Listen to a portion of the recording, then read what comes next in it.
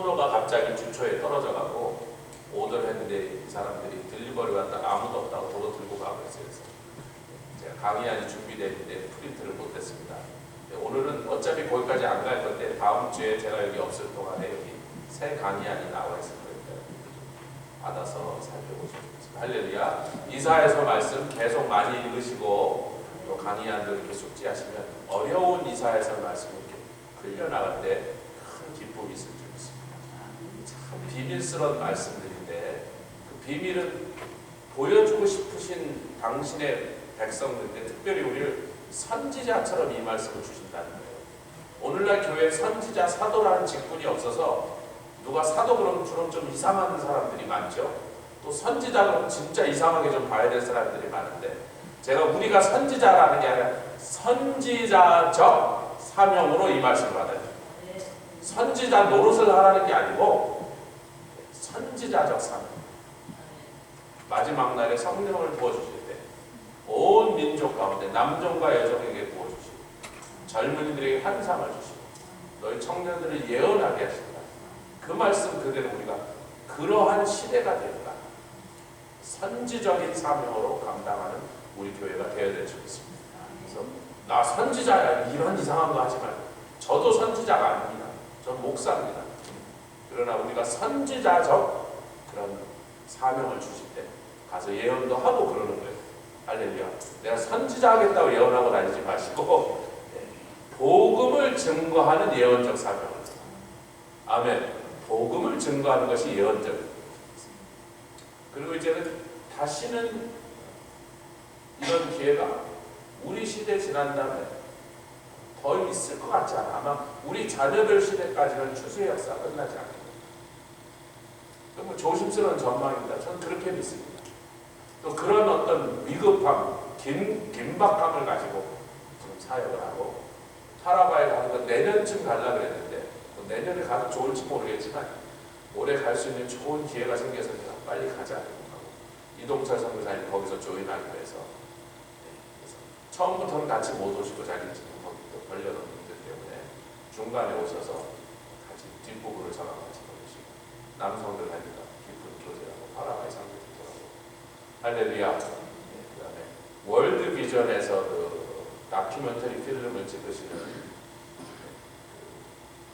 김현준 집사님이 우리 교단에 자기 아버지가 우리 교단의 목사님이시니까 우리 교단의 선교사님들이 귀하게 섬기시는 곳을 자기 자비량으로 찾아가서 한 일주일, 2주일 휴가를 내고 와서 자기 자비량으로 모든 경비를 쓰면서 지금 벌써 몇 군데를 찍어드렸는데 이번에 파라과이를 찍어드릴 차례로 이제 자기가 몇 년 정도 계획하고 이제 가는 거예요.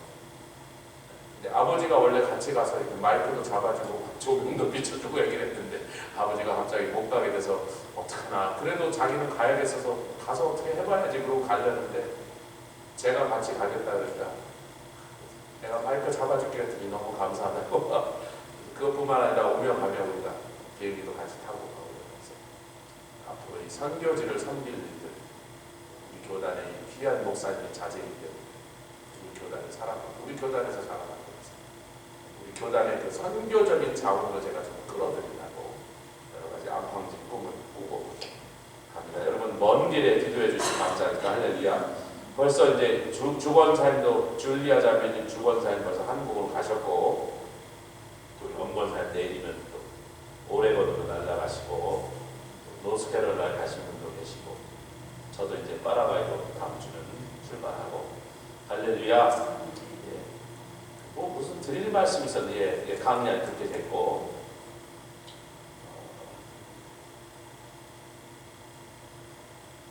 오늘 이 본문의 말씀 중에서 지난 시간에 저희가 계속 강조했는데 이 종교 행위가 굉장히 위험하다.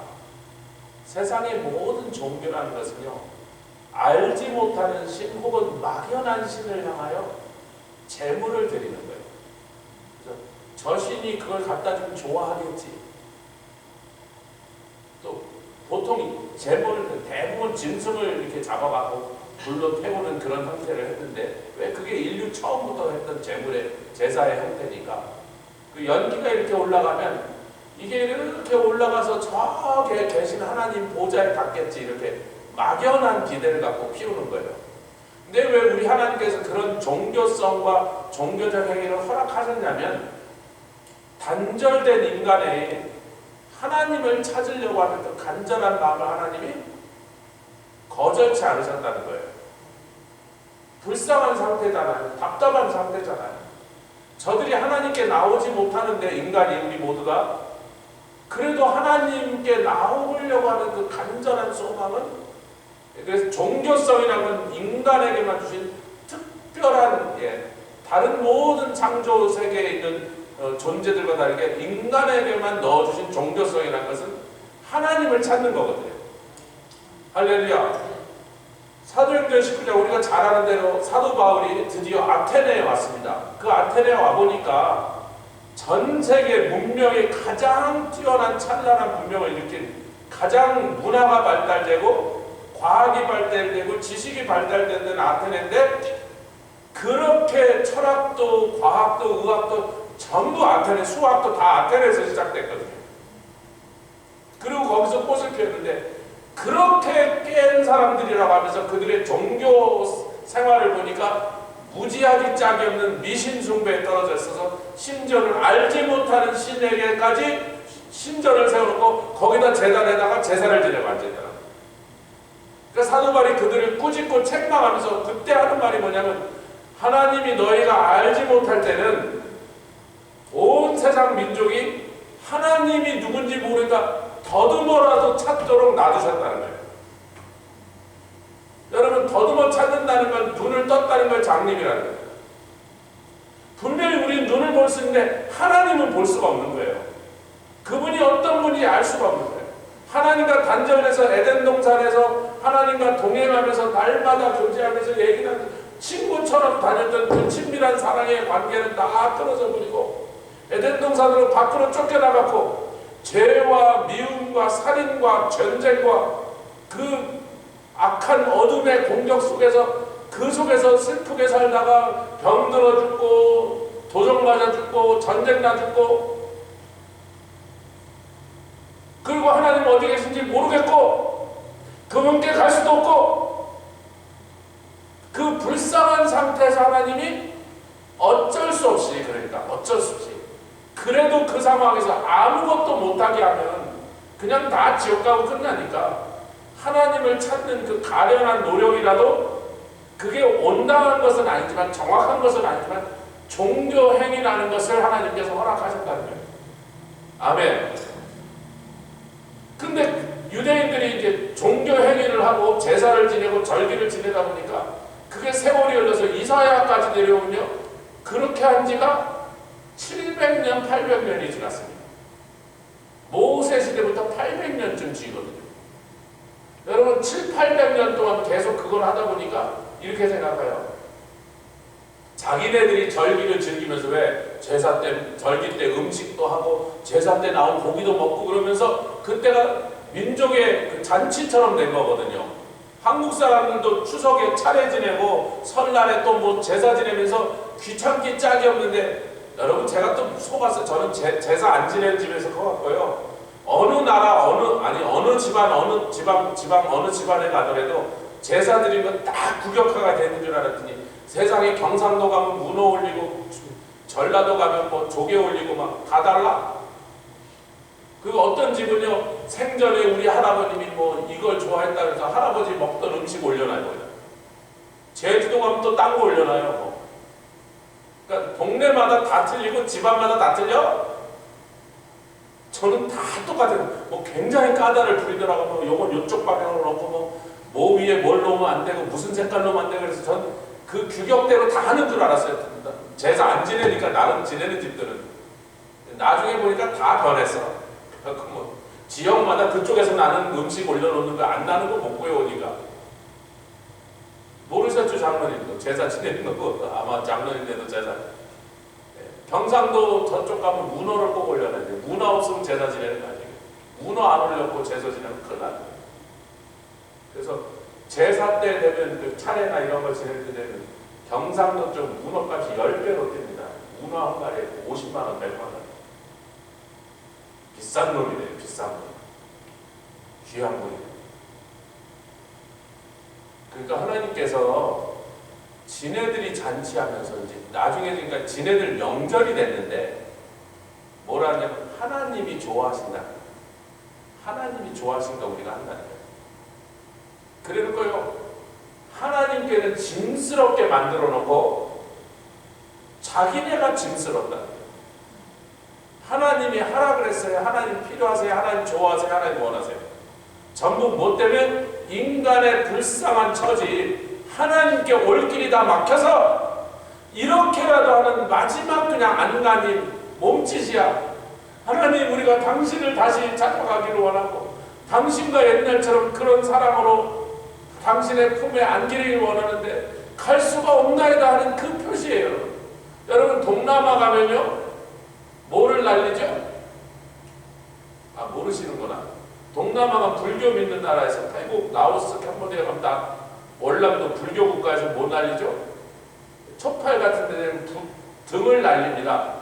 등을 이렇게 만들어 놓고 그 밑에서 불을 떼갖고 이게 한참 지나면 가스가 올라오니까 열기구처럼 나랑 밤에 막 그게 수만 개 떠올라가고 날아가. 난 정글에 떨어지는 정글에 블랙 것 같은데 안 날아가. 습하니까 저놈의 그 정글밖에 없는 나라에서 이렇게 수만 개가 날아가는데 날아가다 아마 저 위에가 불이 꺼지나 보죠. 난 몰라. 안 날려봤어요. 여러분 왜 날려요? 왜 날려요? 이게 우리의 소원을 다 우리의 염원을 담아서 이게 하늘에 올라가서 하늘에 닿는다는 거예요. 그러니까 제사 방식이나 표현과 부르는 신의 이름은 좀 다르지만 신전의 그 신상의 모양은 다르지만 인간의 마음속에 있는 하나 같은 갈망은 뭐예요? 저 멀리 계신 분 찾아가 만날 수 없는 저 높은 곳에 계신 저 신에게 하나님에게 좀 갈 수 없을까? 내 소원이 좀 그분에까지 닿을 수 없을까? 내 기도가 내 영혼이 그분의 마음을 좀 움직일 수 없을까? 똑같은 이 종교성, 종교행위란 말이에요. 우리 하나님이 그 꼴을 2000년을 보시다가 안 되겠다고 하나님이 내려오신 거예요. 예수님으로 내려오시고 성령님으로 임마누엘에 내려오시고. 그런데 유대인들은 그것을 지금도 하잖아요. 지금. 그런 종교성으로. 제사는 못 드리지만 성전이 없으니까. 그들의 소원은 성전 다시 세우고 다시 옛날 그 짓 소잡고 염소 잡는 짓을 하고 싶다는 거예요. 하나님께서 말라기서에는 성전문을 닫아버렸어요. 자, 이사야 시대가 예수님 오기 700년 전쯤입니다. 주전 720몇 년부터 활동해서 600 몇십 년까지 활동했으니까 약 4, 50년 동안 약 700년 전에 이사야가 활동했던 시기인데 말라기 선지자는 그로부터 300년이 더 지난 예수님 오시기 400년 전이에요. 이사야 때 하나님께서 뭐라고 했어요? 성전 마당만 밟는 것 헛된 재물을 가지고 오지 마라. 너희들 하는 짓이 다 헛되도다. 말라기쯤 가니까요 가증스럽다. 누가 성전문 닫아버려라.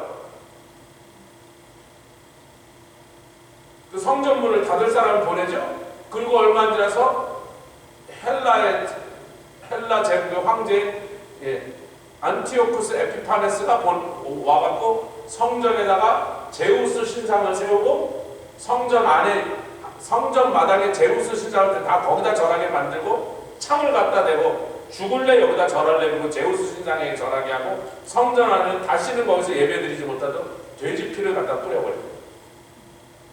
모욕하고 더럽혀버려요.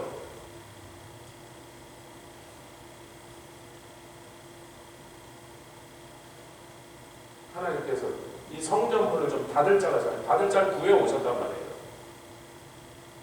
그런데 이제 이사야 시대, 말라기 시대, 예수님 시대가 됐다가 2000년이 지난 이제 교회 시대가 됐다가 이제 세상에 종말이 가까우는 이때 말세 고통하는 때가 이르고 말세 사람들이 하나님보다 자기를 더 사랑하고 돈을 더 사랑하고 쾌락을 사랑하고 이 시대에 하나님께서 이 땅에 있는 수많은 교회들을 보실 때 우리 주님의 마음이 기쁘시겠는가? 그곳에서 드려지는 예배 때 우리 하나님이 기쁘시겠는가? 이때 이 사례를 통하여 한탄하시던 이런 마음, 이런 느낌으로 지금 다시 돌아가고 계십니다.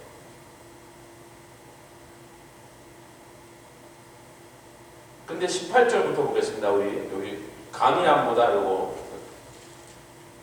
이사야서 본문을 보겠습니다. 18절부터 20절까지 읽겠습니다. 시작. 여호와께서 말씀하시되 오라 우리가 서로 변론하자.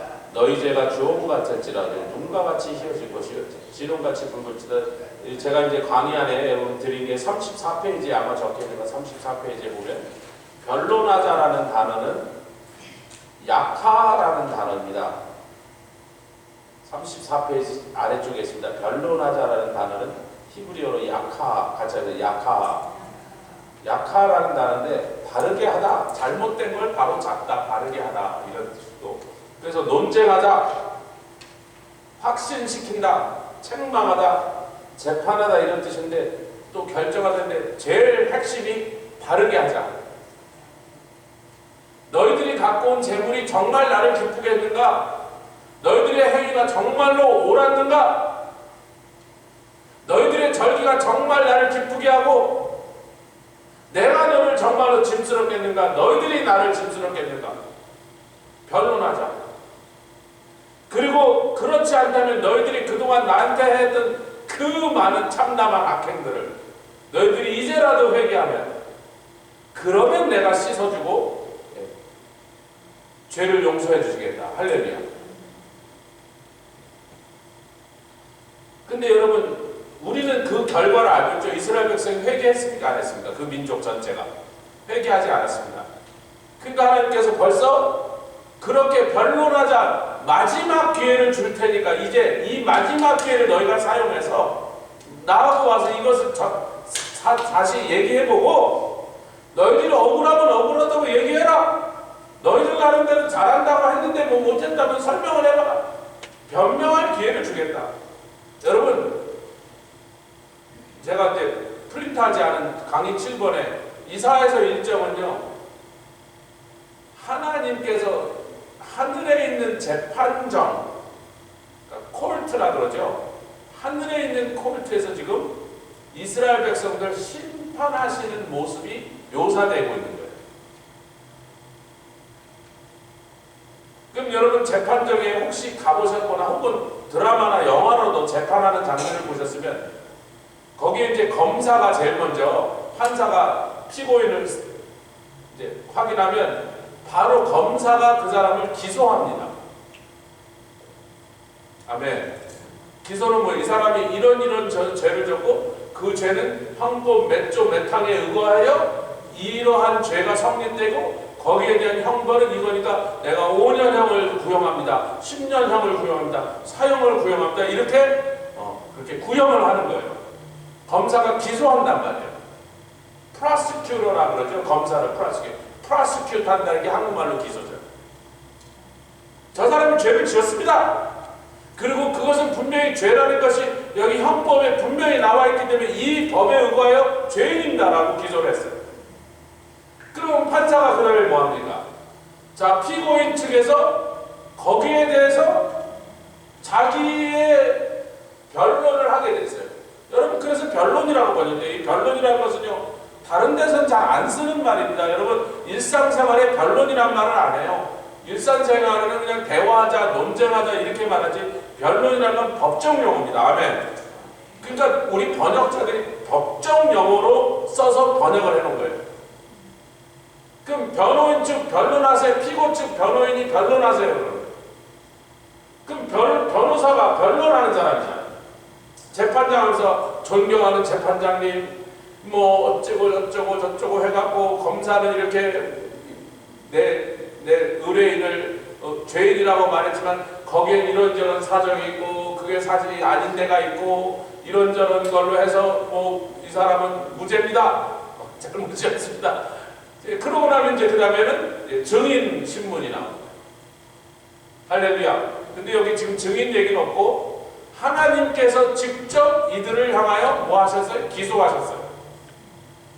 너희들 이렇게 죄를 졌다. 이렇게 내 마음을 나는 너희들에게 잘해주려고 복주고 사랑해주고 너희들에게 잘해준 것밖에 없는데 너희들은 은혜를 원수로 갚았구나. 그러면서 막 이 귀찮고 무겁고 그런 걸 했다 그러고, 너희들이 기도한다 그랬지라도 내가 왜 듣지 않는다? 너희들이 기도하면 그 기도하려고 편 그 손이 야다 기도하려고 손을 폈는데 그 손에 피가 묻어있는데 그 피는 강포한 피, 남의 것을 뺏느라고 훔치느라고 죽이느라고 흘렸던 피란 말이야. 그러니 너희들이 기도하려고 손을 필 때마다 나는 그 끔찍한 더러운 죄를 눈으로 봐야 되니 그 피를 보고 내가 눈을 돌려버리고 귀를 막아버렸다는 거예요.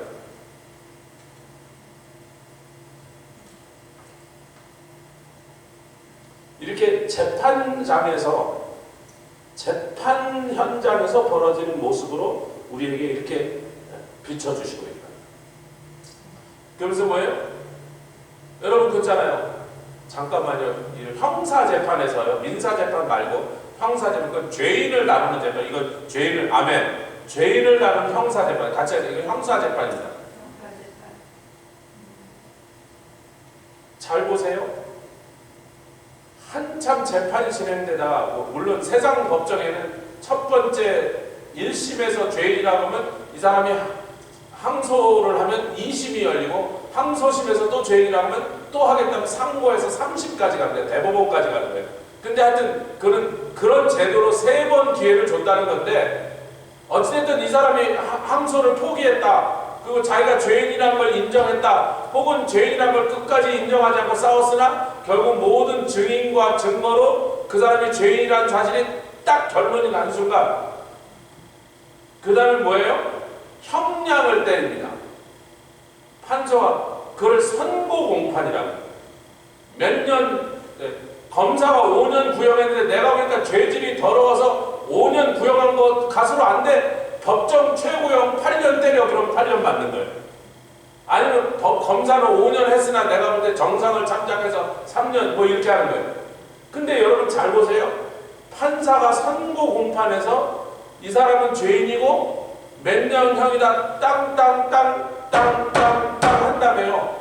그 사람이 보석으로 풀려나서 양복 입고 집에서 자고 왔어도 그 아침에 샤워하고 포마드 바르고 최고로 깨끗한 옷 입고 좀 잘 보이겠다고 변호사도 깨끗하게 단정하게 입고 와요. 환자 기분 나쁘게 하지 말고 아침에 그냥 굉장히 좋은 옷을 탁 입고 양복 빡빡하게 다려갖고 입고 왔어도 땅땅땅 5년형 땅땅땅 선고공판이 딱 끝나면요. 그 다음에 뭐라 그러냐면 법정 구속이라는 거예요. 우리는 이재명 나쁜 놈이 법정 구속 받을 날을 지금 계속 기다리고 있는데 아마 금방 일어날 거라고요.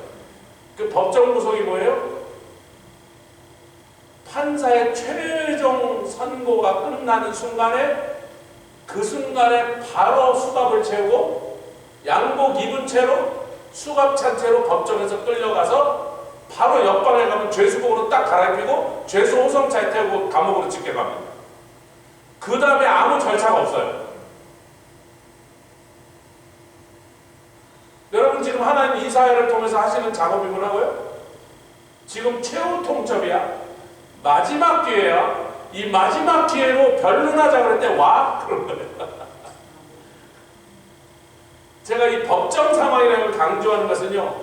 이 마지막 기회에서 너희들이 뭐라고 얘기했는데 이게 전혀 말도 안 되는 엉뚱한 변명이고 거짓말이고 너희들의 죄가 명명백백하게 드러나고 확정되는 순간 그 자리에서 체포당해서 수갑 채우고 여러분 옆방에 딱 가면 바로 옷 벗겨요. 바로 죄수복으로 갈아입혀요. 그런 걸 우리가 보통 볼 수 없으니까 이제 저도 영화나 드라마로 거기에 다 일반인이 들어가서 볼 수 있도록 허락이 안 되니까 뭐 옷 갈아입는데 어떻게 남 보고 들어오라 그랬어요. 아무리 죄수라. 그 재판석 바로 재판정 바로 옆방에 법정 구속당한 사람이 딱 들어가자마자 그 자리에서 옷을 딱 벗겨요. 죄수복으로 딱 갈아입혀버리고 죄수복 입은 상태에서 포승줄에 묶여갖고 법무부 호송 차량하고 그대로 감옥으로 지켜가요. 감옥에 딱 들어가는 순간에 그냥 바로 감옥에 들어간 수속. 그동안 뭐 재판 진행된 1년, 2년 보석금 내고 집에서 살았던 거 다 소용없어요. 하나님 지금 그 상황까지 지금 데리고 온 거예요, 여러분. 최종 선고 전에 마지막, 그래서 여러분 그 과정에서 다 하고 이제 증인도 얘기하고 뭐 증인에 대해서 반대 신문도 하고 전문가들 그래서 전문적인 뭐 의견도 얘기하게 뭐 의학적인 일이면 의사도 막 갖다 세우고 다 하잖아요. 그 다음에 이제 판사가 최종 선고하기 전에 이럽니다. 피고인 마지막으로 이 법정에서 당신의 호소할 일 있으면 해봐 그런 거예요. 왜 그때 그게 중요하냐면 여태까지 변호사가 대신 다 말을 했어요. 판사가 물어볼 때 그냥 나는 누굽니다 이런 거 하고 또 판사가 일어나서 뭐의 질문에 대답하라고 할 때 빼놓고는요 전부 변호사가 대신 말을 한 거예요. 근데 이제 형을 때리기 직전에 그 사람 이제 죄인이라고 결정이 나면 억울한 일이 있으면 마지막으로 한번 다시 해봐 얘기해요. 근데 그때 좀 잘못을 뉘우치고 이러면 판사가 형량을 조금 정상 참작해서 약간 깎아줍니다. 세상 법정에서도. 지금 변론하자 거기까지 왔다는 거예요. 재판의 절차상 단계 그 마지막 단계까지 왔다는 거예요. 그때 아무 말 안 하겠습니다 그러면 그냥 끝이래요. 저는 아무 말 안 해서 오케이 뭐 말하고 안 권하지 않아요. 강요하지 않는다고 강제로. 저는 아무 말 안 하겠습니다. 오케이 그럼 끝. 그냥 너 말할 기회 줬는데 네가 안 했으니까 끝. 그냥 판사가 생각하면 그냥 때려버리면 끝나요.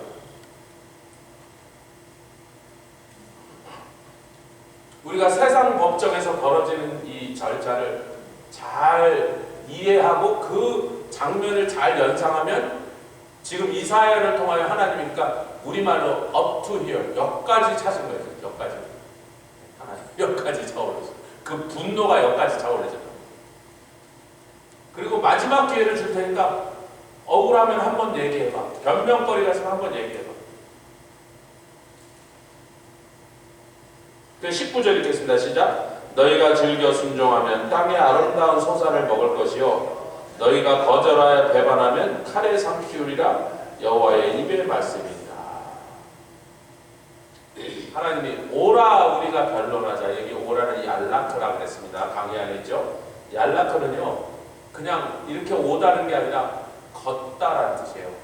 walk라는 뜻입니다. 혹은 옮기다. 여기서 저쪽으로 옮기다. 혹은 쫓아버리다. 쫓다. 따라가다. 오라는 건요 진짜로 발을 옮겨서 walk toward me 그런 거예요. 할렐루야. 그냥 컴이 아니고 일로 와. 걸어와 그런 거예요. 그러니까 회개하라 그럴 때 빨리 하나님 앞에 가야 돼요. 가서요 그냥 잘못했습니다. 죽여주십시오. 아이고 주여 날 좀 불쌍히 계시. 그러면요 정상 참작이래. 세상 법정에서 정상 참작이 되니까 10년 받을 거 8년 받고 5년 받을 거 3년 받는다니까요. 잘못했다고 뉘우치면 저 사람이 죄를 지은 건 확실하게 이제 증명이 됐는데 그래도 저렇게 뉘우치니 이 본 법정에서 정상 참작하여 그에게 긍휼을 베풀어서 원래는 5년을 받아야 되지만 3년하고 2년은 집행유예로 하겠습니다. 이렇게 뭐 그런 재량이 재판장에게 있단 말이에요. 우리 하나님이 유죄도 무죄로 만들어 주셨어요. 왜? 예수님의 보혈이 있으니까. 다 내주셨어요. 그런데 즐겨 순종하지 않고 즐겨 순종하면 땅의 아름다운 소산을 먹도록 해주실 거라 그러는데 너희가 이 마지막 기회를 마지막 워닝을 무시하고 거절하면 그것은 배반이에요. 뭐에 대한 배반이에요? 이 마지막 기회를 주면서까지라도 끝까지 한번 용서하고 회복시켜서 하나님 다시 부으시게 했다고 하는 그 하나님의 은혜, 긍휼에 대한 배반이에요. 우리 하나님이요 예수 그리스도를 이 땅에 오셔서 먼저 아무도 그를 환영하지도 않고 믿지도 않고 그 그를 그런데 그럼에도 불구하고 온 인류가 그를 거부하고 비난하고 조롱했음에도 불구하고 먼저 십자가에서 그냥 죄값을 다 담당하여 돌아가시겠습니다. 그냥 돌아가신 게 끔찍한 인간이 감당할 수 없는 상상할 수 없는 그 끔찍한 고통 가운데서 돌아가시게 하셨습니다. 그렇게 큰 희생을 치르게 하시고 그 다음에 그 그렇게까지 했는데도 내가 내 아들을, 사랑하는 아들을, 하나밖에 없는 독생자를 끔찍한 죄인으로 죽게까지 하면서까지 너희를 구원하려고. 왜? 너희들을 사랑하니까. 이렇게까지 했는데도 그것조차 받아들이지 않고 거절하면, 그것조차 싫다고 뿌리치면, 왜냐면 당신이 베푸신 사랑이 크면 클수록, 당신의 아들이 치른 희생이 크면 클수록 그것을 거부한 자들에 대한 분노가 더 커지기 때문에 그들에겐 더 이상 자기가 없다. 뭐 수없는 것을 참아주셨고, 그 하나님을 향한 말 못할 반역과 그런 끔찍한 죄들을 다 참아주셨는데, 자기 아들을 죽게까지 했는데도, 그럼에도 그것을 거부한 자들, 그렇게 마지막 기회를 주고 구원하시려고 하는데 그걸 거절한 자들에 대해서 하나님의 분노, 진노가 나갑니다.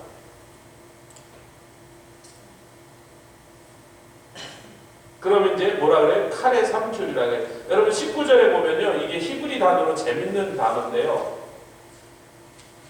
19절에는 즐겨 순종하면 뭐예요? 빨리 나와서 변론하고, 너희가 여태까지 진홍같이 주홍같이 붉은 죄를 지었던 할지라도 내가 것을 깨끗해 해줄 거니까 나와서 나랑 걸 해결하자. 대화 한번 해보자. 시시비비 가지고 잘잘못을 따져보자.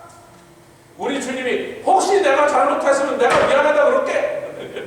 그랬을 리가 없지만, 혹시 내가 오해했으면 오해를 풀고 그래. 그럼 덮어줄게. 근데 만약에 즐겨 순종하여 나에게 나오면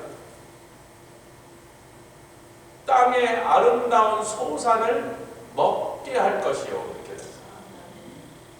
그 먹게 한다는 단어가 무슨 단어냐? 제일 마지막 페이지 36페이지에 아우칼이라는 단어입니다. 36페이지 5번 보십시오. 강의한 보십시오. 이게 히브리어로 공부할 때 이게 참 재밌는 게 이런 거예요. 땅에 너희가 즐겨 순종하여 나에게 나와서 나랑 변론하고, 오해가 있다면 풀고, 시시비비 가려서 너희가 잘못했는, 너희가 내 앞에 잘못됐다고 엎드려서 용서를 빌고, 그런데 너를 용서하면 즐거운 땅의 아름다운 소설을 먹게 해줄 것인데, 이 먹다는 뭐 먹다 아우카래요. 만약에 너희가 거절하고 배반하면 칼에 삼키우리라 우리말에는 그렇게 번역됐지만 이것도 아우카래요. 그러니까 직역을 하면 뭐예요? 너희가 순종하면 땅의 아름다운 소설을 너희가 먹을 것이요, 너희가 거절하고 배반하면 칼이 너희를 먹을 것이다. 두 번 다 아우칼입니다. 여러분 민수기 14장 9절에 여호수아와 갈렙이 가나안 땅을 탐지하고 돌아와서 뭐라 그래요? 다른 사람들은 뭐라 그랬습니까? 우리는 그들이 볼 때 메뚜기 같습니다.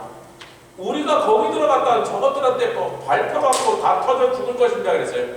그들이 우리를 보면 메뚜기 같이 보지 않겠습니까? 그들은 거인이고 우리는 평범한 사람이니까 걔네들이 우리를 보면 메뚜기처럼 보지 않겠습니까? 요즘 그 아시아에서 온 이상한 그 나방 같은 거 있죠? 빨간 거 뭐라 그러는지 난 몰라. 꽃뱀이라 그러던가. 뱀이 아닙니다. 나방 종류인데 몇 년 전에 한국에 그렇게 농작물 피해를 많이 입히다더니 이게 일로 건너왔어요. 우리도 호박을 막 먹는 것 같아요. 잘 모르겠어요.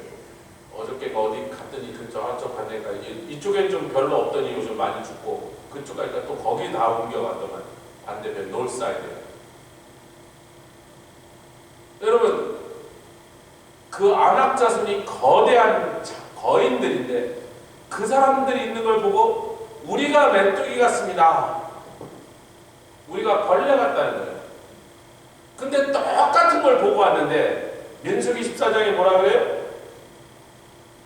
여호수아 갈렙이 뭐라 그러냐면 오직 여호와를 거역하지 말라, 또 그 땅 백성을 두려워하지 말라, 그렇게 말한다면 그들은 우리 밥이다. 여러분 이 먹는다는 건 뭐예요?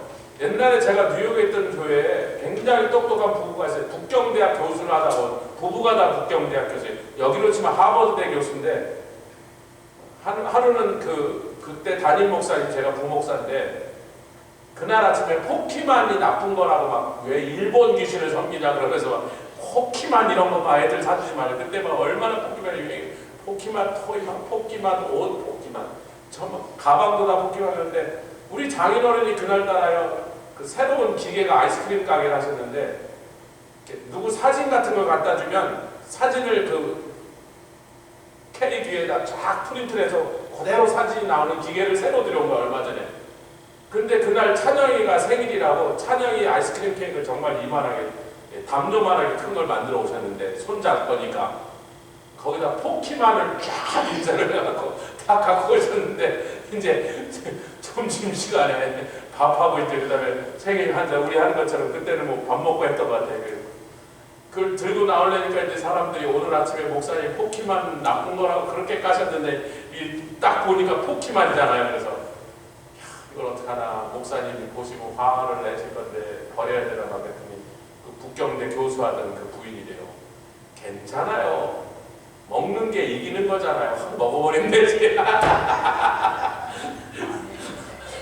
역시 북경대 교수 같더라. 먹어버리면 되는데 그 귀신이니까 먹어버리자고 그래.